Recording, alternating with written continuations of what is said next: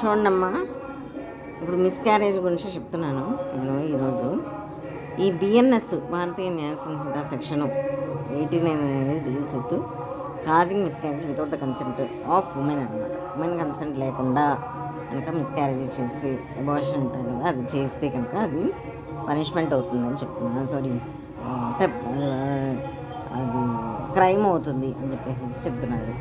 దానికి who ever commits the offence under this section without the consent of women whether the women is with a child or not shall be punished with imprisonment for life or with imprisonment of either discretion for a term which may extend to 10 years and shall also be liable to fine. అసలు ముఖ్యంగా ఈ section గురించి చెప్పుకోవాలి అంటే కనుక మనం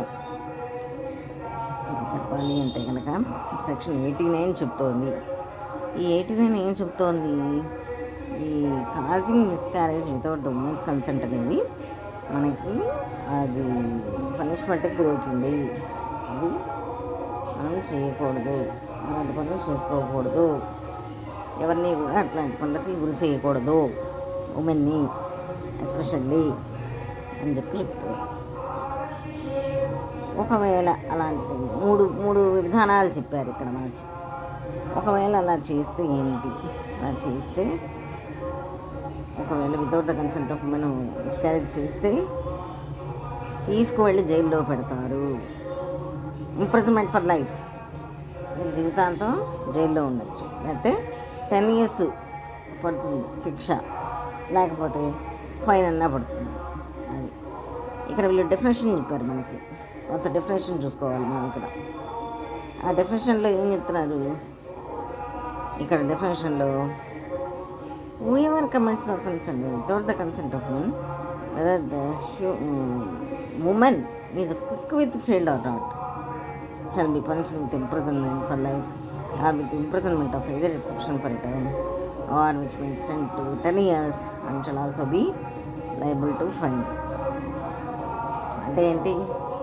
ఇక్కడ women is quick with child or not అంటే భూమిలో ఉన్నప్పుడు, తల్లి గర్భంలో ఉన్నప్పుడు ఎంత ఫ్యూటర్స్ ఎంత చిన్న సైజులో ఉందా, పెద్ద సైజులో, ఎంత సైజులో ఉన్నా కూడా అప్పటి నుండి పరిగణలోకి తీసుకుని ఎప్పుడూ కూడా ఆవిడకి అలా చేయకూడదు, అలా ఆవిడకి అన్యాయం చేయకూడదు. అట్లా ఒక ఆవిడ ఉమెన్స్ కన్సెంట్ లేకుండా ఆవిడని చేయకూడదు మిస్క్యారేజ్ అనేది చెప్తాను.